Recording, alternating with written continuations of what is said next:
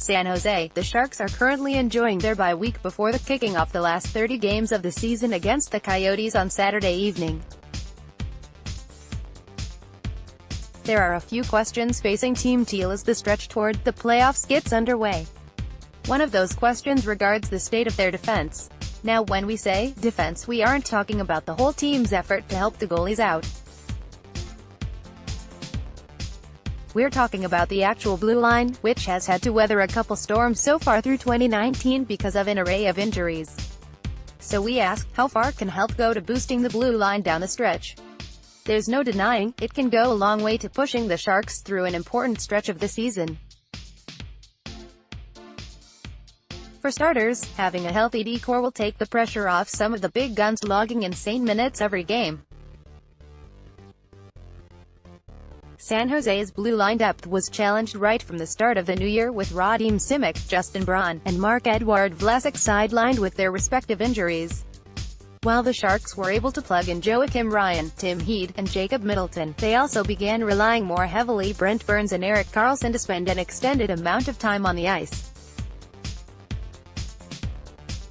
When the Sharks hosted the Lightning on January 5, for example, Burns logged 30 to 45 minutes of ice time and Karlsson logged 29 to 15 minutes with Vlasic, Braun, and Simek all out of the lineup. Braun and Simek both eventually returned to action, but the workload for Burns continued to be heavy after Karlsson was sidelined for the last 3 games before the All-Star break with an undisclosed injury. Getting Karlsson and Vlasic back after the break would definitely help even out some of the responsibilities along the blue line. It can also help reunite the most successful D pairs. Karlsson has had his best success of the season while partnered with Brendan Dillon.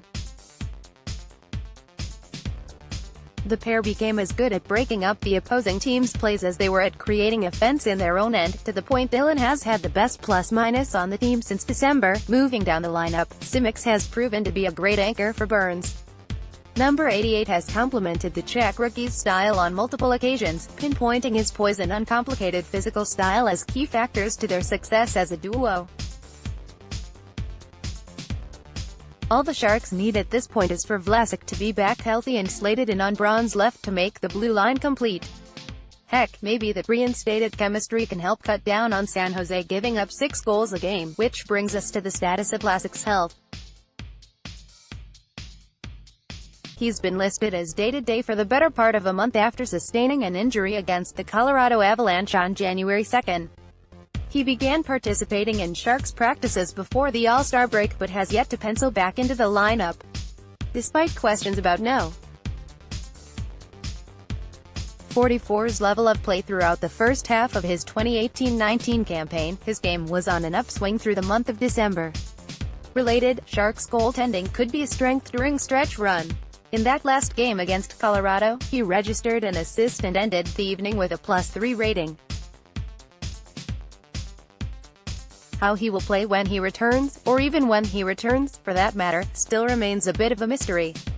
But getting him back together with Braun would definitely fill out the Sharks' blue line.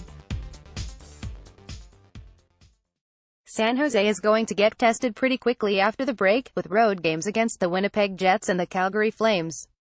Make that the first meeting with the Flames since the New Year's Eve showdown when Sam Bennett laid a hit on Simek that gave him a concussion. It will behoove the Sharks to have a healthy defensive core. As a very crucial part of the season gets underway, the Sharks are currently enjoying their bye week before kicking off the last 30 games of the season and hosting the Arizona Coyotes on Saturday night. San Jose faces a few questions as the stretch run towards the playoffs gets underway. One of the questions, naturally, comes between the pipes. Goaltending has been one of the unofficial topics du jour for the better part of the Sharks' 2018-19 campaign. From inconsistent play to winning streaks and back again, Martin Jones and Aaron Dell were talked about plenty ahead of the All-Star break. So we ask, is the Sharks' goaltending core ready to play at the high level that can carry through the end of the regular season, and support a deep playoff run? There are a couple things to keep in mind as we search for the answer. If you looked at San Jose's last couple of games before the break, you're probably worried. Jones and Dell gave up a combined 24 goals in a 4-game span ahead of the break, 6 goals in 4 straight contests. That includes a rough 6-2 loss to the Florida Panthers, in which both goalies played and gave up goals. That week-long stretch did a number on their save percentages, with Jones dropping to .895 and Dell's hovering around .891 after losing 2 of his last 5 starts. Those numbers don't reflect goaltending that can lock down the end of the regular season, and carry a team to a long playoff stint. But before you go pulling your hair out and posting a massive social media rant, a couple of things are worth remembering. For starters, like we've discussed many times throughout the season, the defense has to be tight in front of the goalie to stop the other team from scoring 6 times a night. The Sharks' blue line has been beat up since the beginning of January. San Jose's netminders haven't always had the strongest support system in front of them. A healthy defense can go a long way to help Jones and Dell out down the stretch. As far as end-of-the-season and playoff hockey goes, Jones has shown in the past he can be a brick wall in high-stress situations, something Sharks coach Peter DeBoer has noted a few times throughout the season. Jones' playoff resume speaks for itself, with a 2.07 goals against average and .926 save percentage throughout his postseason career. As Jones' season turned around in December, DeBoer told reporters multiple times he felt Jones was improving as the year rolled along. Take away that losing streak right before the All-Star break, and it's difficult to disagree with him.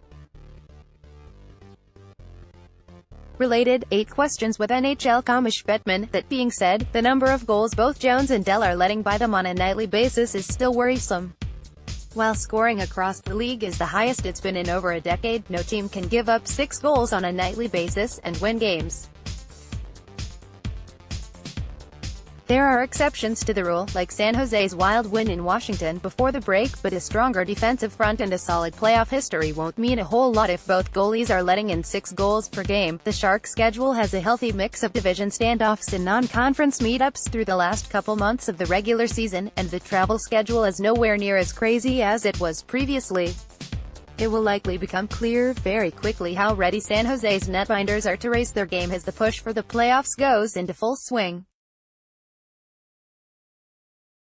San Jose, Erik Karlsson and Steven Stamkos did not stew over their losses in the 2019 NHL All-Star Game for very long. The Sharks defensemen and the Tampa Bay Lightning center consoled themselves with tacos after the Pacific and Atlantic Division teams were bounced in Saturday's semifinal games at SAP Center. The Pacific, Atlantic and Central Division squads missed out on the $1 million prize the Metropolitan Division team took home for winning the 3-game tournament. But Karlsson and Stamkos' post-loss tacos were pretty indicative of the lighthearted nature of it all. Related, Karlsson stays mum on injury status. Contract talks. Karlsson's squad trailed 7-1 at the end of the first period, and wasn't able to keep the score any closer than a touchdown. This being an all-star game, Los Angeles Kings defenseman Drew Doughty said the mood on the bench remained light despite the scoreline. "We were laughing," Doughty said, "but I think we were laughing because we were so embarrassed that we were playing so bad." Stamkos and the Atlantic Division suffered a more hard-luck fate in the other semifinal. They jumped out to a 4-3 lead early in the second period, before allowing 3 unanswered goals. Florida Panthers defenseman Keith Yandle said he joked with John Cooper, Tampa Bay's coach, and the man behind the Atlantic's bench was entirely at fault. When Toronto Maple Leafs stars John Tavares and Austin Matthews relayed the story, they quickly passed the buck. "I think Yandle said on the bench it was coaching," Tavares said. "It definitely wasn't leadership." Matthews, who wore the C as the Atlantic Division's captain, quickly deadpanned. Related, Sharks rivals take San Jose's NHL All-Star boos in strides. The players soaked in the laughs during losses, the consolation tacos after, and the joyful throwing of coaches under the bus in media scrums. All-Star Weekend, after all, is supposed to be fun for them, too. "It's always a great experience," Doughty said. "The best part about it is just being in the room, meeting new guys and having fun after a little bit." We would have liked a better result, but we had tons of fun. Wouldn't change being anywhere else.